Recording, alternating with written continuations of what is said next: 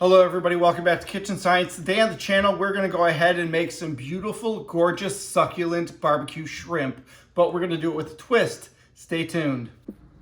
And here's what we're making today, some colossal barbecue shrimp with a little bit of Asian-inspired broccoli.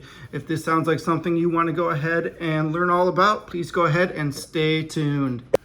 So it's summertime here in Florida and it is shrimp season. So what I decided to go ahead and do is show you guys a really fun, creative way to prepare shrimp that is going to be juicy, delicious, succulent, and extremely easy to go ahead and build. So if that's something that sounds really good to you, please go ahead and stay tuned. All right, everybody, so this is the shrimp that we're gonna go ahead and utilize today, and I got this frozen from my local Aldi. You'll notice that it says colossal, which it is pretty big. It is a 16-20 shrimp. So what this means is that there are anywhere from 16 to 20 shrimp per pound that are sitting in this bag. And seeing as how this is a 1 pound bag, that means we got at least 16 to 20 shrimp sitting in here. But you'll notice that they've got peel on them and that they also have their little feet on them, their little tail on them. So what we wanna go ahead and do is we wanna clean that off.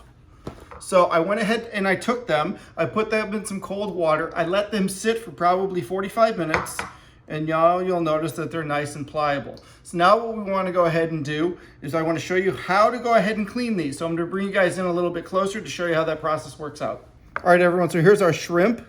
You notice that, again, they have the shell on, and what they do is they put this little cut in here, and they do that for two reasons. One, they want to make it so that it's easy for you to pull the shell off, and two, there's a mud vein in here, what some like to call a poop vein. We want to go ahead and we want to pop that out. So this couldn't be easier. If you take the shrimp and you squeeze right here, you'll notice that this bottom tail area pops right off. You can then peel this back and pull this guy out like so. Now, if we look in here, there's not really a mud line in there, but if we get down to here, we can see that this is the mud line. This is exactly what it looks like right here, and it runs all the way through down here and into the tail.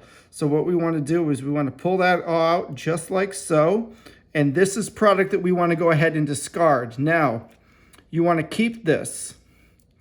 Look at this. There's a little piece sitting right in here too. We want to pull that out as well. It's trash. So now that I have both of these out, I want to go ahead and I want to discard them. Make sure that you keep these. They can sit for about 6 months in a freezer bag, in a Ziploc freezer bag in your freezer. And as soon as we have enough, I'll actually walk all of you through what we can actually do with these and some tasty products we can make with them. If that sounds like something that you want to see and that you're interested in, please go ahead and hit that subscribe button below.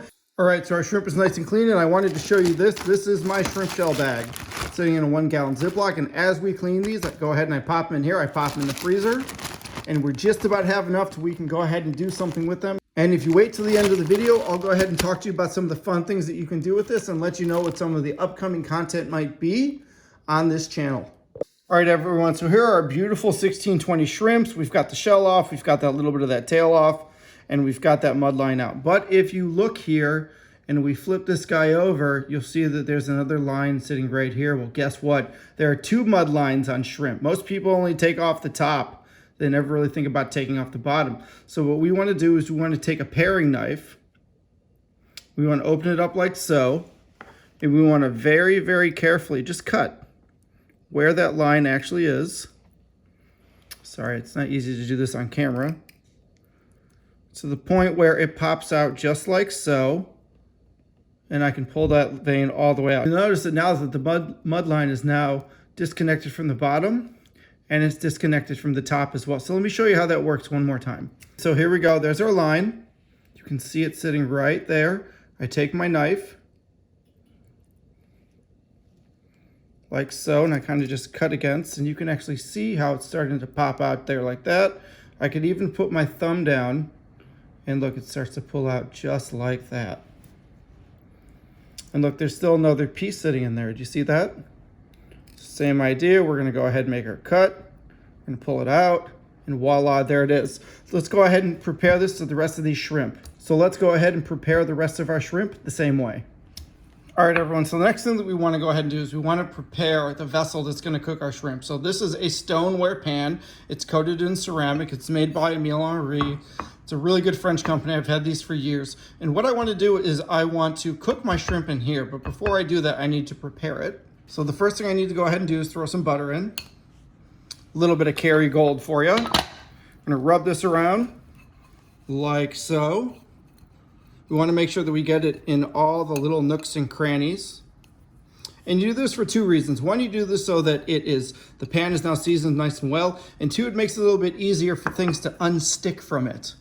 And not to mention, it's butter, and butter goes good with everything. So then the next item of business we need to do is we need to prepare our shrimp. So I have a little bit of French sea salt. I'm gonna pop a little bit of this on here.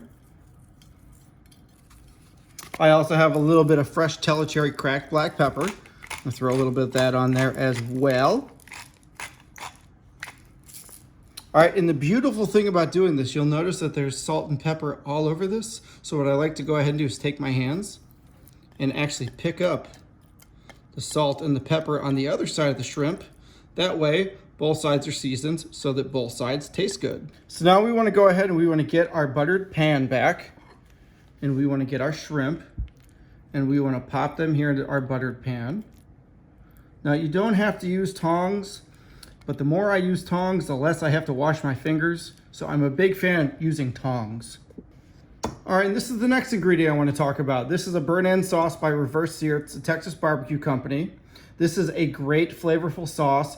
I've had it on beef and I've had it on pork and it's amazing, but honestly, my favorite thing I've had it on so far is this shrimp dish that I'm showing you guys today. The only caveat to it is this right here. See what that says? It's just about a level 10, it's a level 9.5. So we want to be really, really careful when we are utilizing this product. Initially, if I try this by myself, if I pop my finger in there and I grab some, it's really, really hot. But because we're going to be adding some other items to our shrimp dish today, it's actually really flavorful and really palatable. It does give you a nice bit of heat, but I can promise you it is nowhere near as hot as it normally would be if you had it by itself. This is a great pantry addition to go ahead and grab. I'll put a link down in the description below so you guys can go on Amazon and grab yourself some. Look at that, doesn't that look beautiful? Now I know what you're thinking. It's great, it's enough. We don't really need to add anything more, but we're gonna make it oh so ever better. We've got 3 more wonderful ingredients to add. The first one is a must in any kitchen. It's butter. Now, earlier I told you that the reason that this isn't so hot is because of the ingredients that we add. Fat, in most cases, takes a lot of the heat that is involved in capsaicin, which is that spicy, tingly feeling that we get in a lot of chili peppers, and it bonds to its wax profile, and it stops your tongue from reacting to the wax that would normally be there, unbonded from fat. So if you think about it, let's say that my cutting board is our tongue, and this is the capsaicin. When I go ahead and I take some of the butter and I put it on there, like so, that means that part of the receptor that would normally attach to your tongue is blocked. Now, there are other parts of the receptor that can go ahead and touch your tongue, and that definitely will go ahead and happen, but the full receptor is not able to, which means that a lot of the normal pain that you would get or the strong sensation that you would get from the chili peppers doesn't necessarily occur. So by adding fat in this method, not only do we get a lot of the flavor to sort of go ahead and come through and be even better, because let's face it, butter makes everything better, we also nip in the bud some of those extra cayenne or spicy notes that we would normally go ahead and get from the chili pepper that's involved in our barbecue sauce.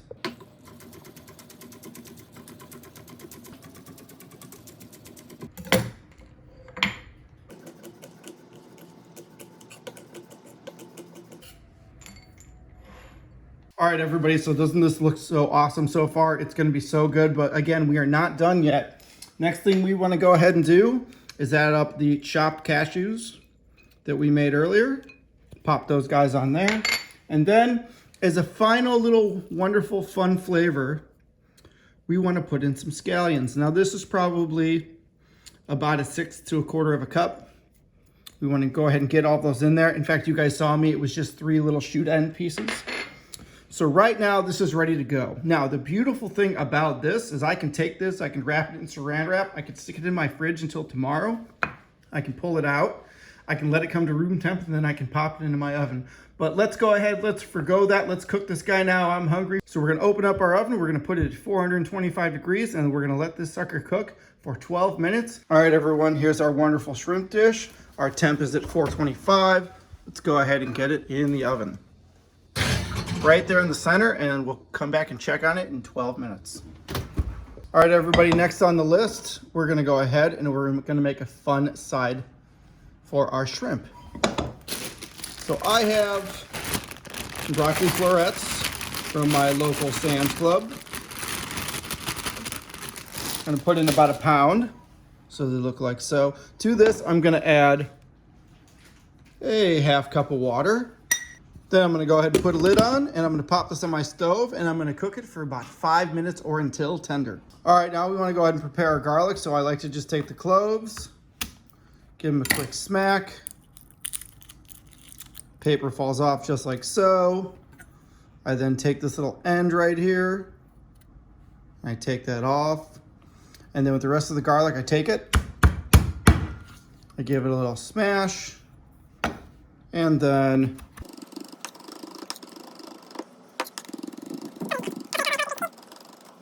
and there, voila, about 30 seconds later, you have some fresh garlic. All right, so I went ahead and chopped up another clove of garlic, so now there's 2 cloves in there. To that, I'm going to go ahead and add an equal part amount of ginger. I'm gonna call each one of these about a tablespoon. To that, we are going to add a teaspoon of white sesame seeds, toasted of course, 1/8 of a teaspoon of crushed red pepper, half a teaspoon of dark sesame oil. Now with this stuff, you really only need a little bit. You do not need a lot of it.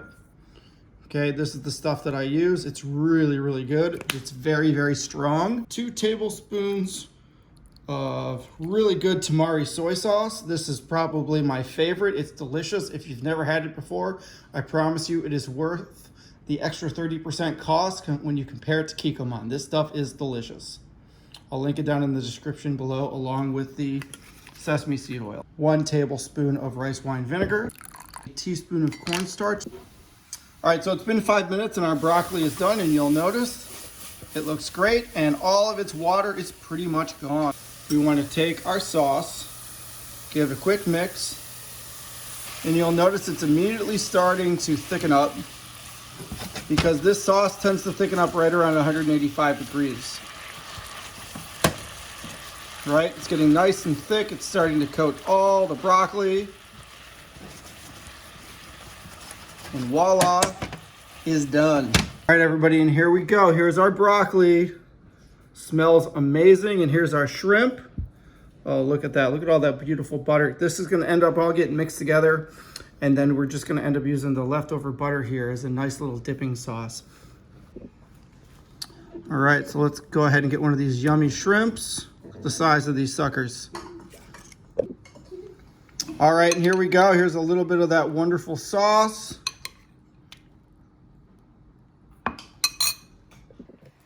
All right, let's cut this sucker open. Oh yeah, would you look at that? That is amazing. It's so soft and it's so juicy. Let's go ahead and try it out. Wow, that is really good. It's got a great amount of heat. It's got a subtle note from a little bit of barbecue sauce on there. The scallions really come through. The cashews really come through. The onions are a nice adjunct to all the flavor in there. Let's go ahead and try out the broccoli next. All right, let's try out our broccoli. See how it is. Oh my goodness, that is so good.